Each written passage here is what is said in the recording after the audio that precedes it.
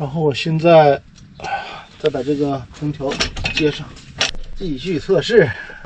都有点对这个空调不抱啥信心了，你知道吗？它这个功率啊确实太小了，制冷量也太小了，所以这个功率和制冷量是成正比的。现在你看，一头汗了，35有36度，36度的温度。把这个放在后面。如果刚刚像这样的话，你36度在里面待着肯定不舒服的。但现在你看这个，如果这样风直接对脸上吹还是可以的，就是我还是能在这里坚持下去。再测一下这个风，这个风如果能达到16度，我估计降温效果就好了，但实际达不到，这也是个问题。其实还是因为就是它这个制冷量啊，我感觉还是整个空间太大了，功率太小，制冷量太小。你像现在太阳晒着，本身这个车箱体因为 B 型车外面是金属层嘛，所以也会有些热量，包括前面那个挡风挡啊，前那个驾驶室也会有热量过来。昨天测试结果呢，它这个出口温度是22度，那不到23。那今天测试结果呢是23度，因为昨天的测试是因为那个环境的温度嘛，要没这么高啊，这可能环境温度高，它这边进风口这里呢，它进去的温度高，所以出来的温度可能也会高一点。现在呢，它这里的出风口温度就是23度，然后我们现在室温呢应该在36度左右。好，现在我们就把这个门关上，然后测试一下。温度计呢就放在这个空调的上面。好，走了，灯关掉。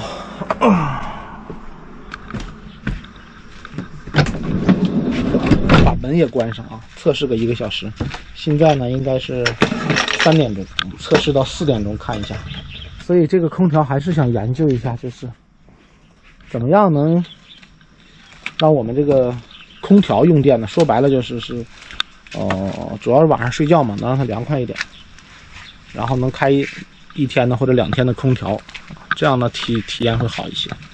然后稍后我们过来看一下，看看测试结果。但是我现在已经不抱什么希望了，因为上次测试结果就不太好，还是晚上。那现在已经这个正好是大太阳嘛，太阳这么大，天也比较热，是骡子是马一会儿得看看，估计这2000块钱人交学费了。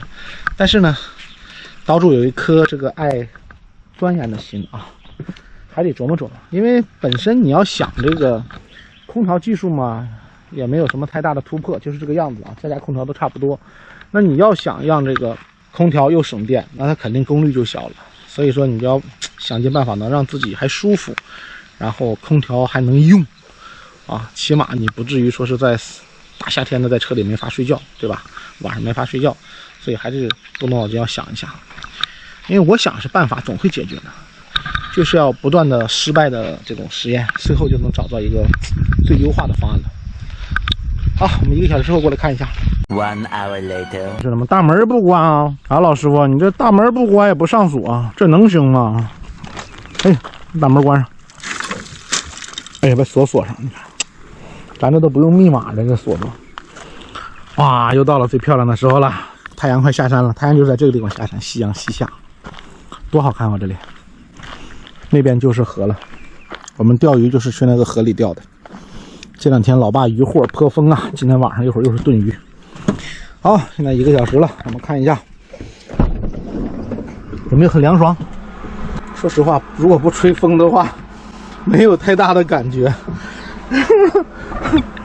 本来想体验那种一开门，哇，就那种很凉爽的感觉是没有的啊，这个就别做梦了。然后，但是也没有什么呢，但是也没有那个一进来就很热，感觉里面外面温度差不多，这证明它还很好用的。如果是就是不开这个空调的话啊，里面会很热，一开门的话里面会很热啊，因为它 B 型车嘛，包括尤其是驾驶舱那边一晒啊，玻璃啊都是单层的嘛，所以说还是很热的。但是现在进来的里面跟外面基本差不多。果然差不多，你看还是35度36度啊。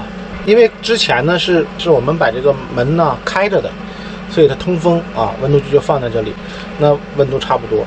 那现在呢我们是把这个门关上了，门关上之后啊，它这个相对的车可能相对就是如果不开空调就要热一些。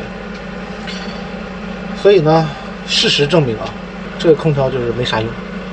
但是话说回来了，你看我现在在这车里虽然是36度啊，但是如果风直接吹着还是很凉快。但是就是失败。经过2次的测试，但是岛主不气馁啊，还要继续研究。但它这个功耗还是挺喜人的。如果你要是这个用空调嘛，你可能电池要大一些，1000多瓦嘛。如果你像这个200的、300的这种小电池啊，300是220的，你实际电是如果1000多瓦的功率是用不完的，用到最后面可能就低压保护了。但是这种200多瓦的这种小的这种功率啊，它可以把电池基本耗到完。所以一个300的电池啊，像这种功率的话，用1宿是没问题的，妥妥的啊，至少可以用10个小时，8到10个小时没问题。所以还得研究啊。就这么大个车，能满足我睡觉舒服，然后还得让这个功率就200多瓦，还要动脑筋琢磨。虽然给人感觉它是一个不可能完成的任务，但是我想呢，就是怎么能舒服的睡觉就可以了啊。所以大家有什么好点子可以帮我出一下，不能就这么放弃了啊！继续实验啊！明天做啥实验呢？明天再分享给大家。好了，那今天的视频就到这里。总结一下，这个空调不靠谱啊，所以大家不要买了，除非等我实验成功再说吧啊。好了，今天就到这里。喜欢房车生活的小伙伴也可以关注一下我的微信公众号“小蜗牛在囧途”，我是岛主，一直在路上，拜拜。